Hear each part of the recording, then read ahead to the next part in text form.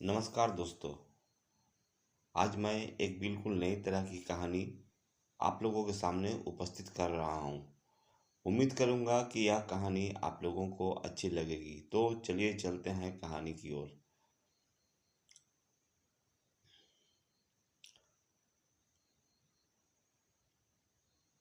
कहानी का नाम है गुड़ की मिठास।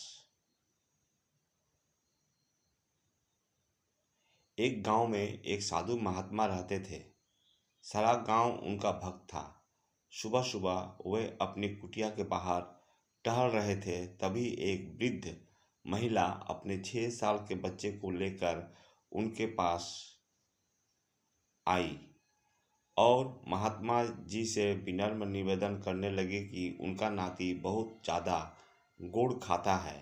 गुड़ की मिठास उसकी बहुत बड़ी आदत बन गई है और यदि महात्मा जी उसके नाती को समझा दे तो वह गुड़ खाना बंद कर देगा। उस समय महात्मा जी ने लड़के से कुछ नहीं कहा, बल्कि उस वृद्ध महिला से कहा कि कृपया करके आप 1 सप्ताह बाद इस लड़के को अपने साथ लेकर आएं।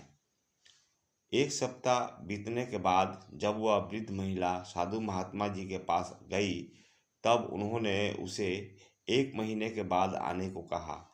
1 महीने बाद जब वह महिला अपने नाती को लेकर आई, तो महात्मा जी ने नाती को गोद में बैठाकर उसके सर पर हाथ रखते हुए बहुत प्रेम से कहा, बेटा, ज़्यादा गुड़ खाना अच्छी बात नहीं है, इसलिए तुम ज़्यादा गुड़ मत खाया करो। किसी चीज़ की अति सेहत के लिए अच्छी नहीं होती। साधु के समझाने के पश्चात वृद्ध महिला अपने नाती को लेकर वहाँ से चली गई। 1 महीने के बाद वह साधु जी से मिलने फिर आई और उसने कहा, साधु महाराज, लड़के ने आपकी बात मान ली और उसने गुड़ खाना कम कर दिया है, लेकिन मुझे एक बात समझ में नहीं आई। आपने उससे जो 2 वाक्य कहे वह आप उस दिन भी कह सकते थे जिस दिन मैं उसे लेकर पहली बार आपके पास आई थी, लेकिन उस दिन आपने मुझे 1 सप्ताह बाद आने को कहा और जब मैं 1 सप्ताह बाद आई तो आपने मुझसे 1 महीने बाद आने को कहा। ऐसा क्यों? महात्मा जी मुस्कुराते हुए बोले, मैं ऐसा इसलिए किया क्योंकि गुड़ मुझे भी बहुत पसंद था और मैं भी बहुत ज़्यादा गुड़ खाता था, और जब मैं खुद ज़्यादा गुड़ खाता था तो मैं लड़के को कैसे रोकता कि वह ज़्यादा गुड़ ना खाए। इसलिए पहले मैंने अपना गुड़ खाना कम किया और इसी कारण मुझे उसे समझाने में इतना अधिक समय लगा। मित्रों, इस कहानी से आप समझ ही चुके होंगे कि यदि हमें दूसरों को सुधारना है तो पहले खुद को सुधारना होगा।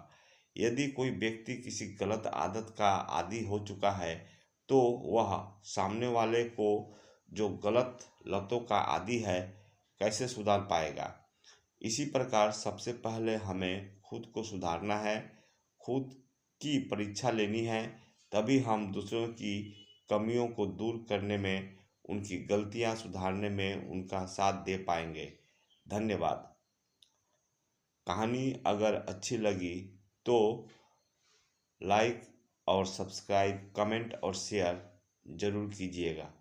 धन्यवाद।